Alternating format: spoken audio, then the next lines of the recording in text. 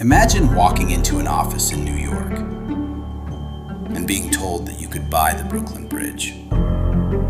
Not a piece of it, not a business next to it, the entire bridge. For most people, it would sound impossible. But in the late 19th and early 20th centuries, one American con man became famous for doing exactly this kind of thing. His name was George C. Parker, and his story became one of the most unbelievable fraud stories in American history. George C. Parker was born in New York City in 1863. He became involved in criminal schemes at a time when New York was growing rapidly. The city was filled with immigrants, businessmen, tourists, and people looking for opportunities. And Parker understood something very well.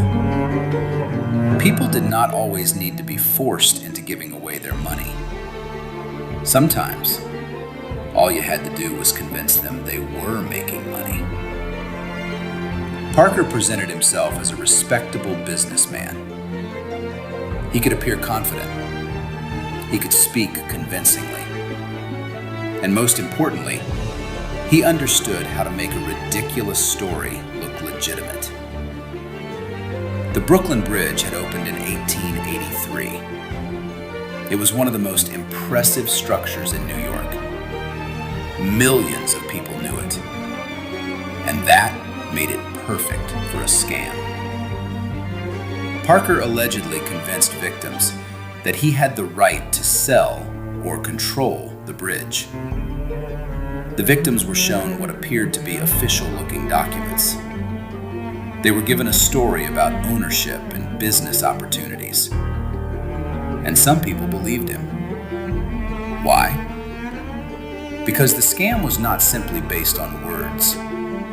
It was based on appearance. Documents, offices, business arrangements, and confident explanations. To an inexperienced investor, it could look real. The victims believed they were buying an extraordinary opportunity. Once they had supposedly purchased the bridge, they could make money from it. The idea was simple. Control the bridge, then charge people to use it. The problem? They did not own the bridge. They had been scammed. And when some victims tried to place toll booths on the Brooklyn Bridge, or otherwise take control of their supposed property, the truth became obvious. They had been tricked. The Brooklyn Bridge belonged to the public authorities, not George Parker. The Brooklyn Bridge became the most famous part of Parker's legend. But his criminal career was much bigger than one bridge. He was accused of using similar confidence tricks involving other famous New York landmarks and institutions. The secret was always the same. Take something people recognized, create a believable story around it, and convince someone that they were about to make a fortune. Parker was not selling the impossible because people were stupid. He was selling it because people wanted to believe they had discovered an opportunity that others had missed. Eventually, Parker's criminal career came to an end. In 1908, he was arrested after authorities caught up with him for his fraudulent activities.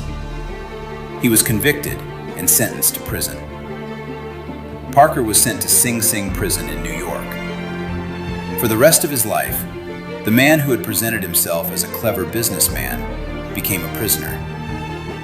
He died at Sing Sing in 1936. Today, the phrase, selling the Brooklyn Bridge, has become part of the English language. It means trying to convince someone to believe something obviously impossible. And that is what makes George Parker's story so interesting. His greatest weapon was not a gun. It was not technology. It was not even money. It was persuasion. He understood that people could be manipulated when greed, confidence, and opportunity came together. The Brooklyn Bridge still stands in New York. Millions of people have crossed it. but George Parker never owned it. He simply understood how to make other people believe that he did. And perhaps the most important lesson from his story is this: a scam does not always begin with a lie that sounds ridiculous. Sometimes, it begins with an opportunity that sounds too good to miss.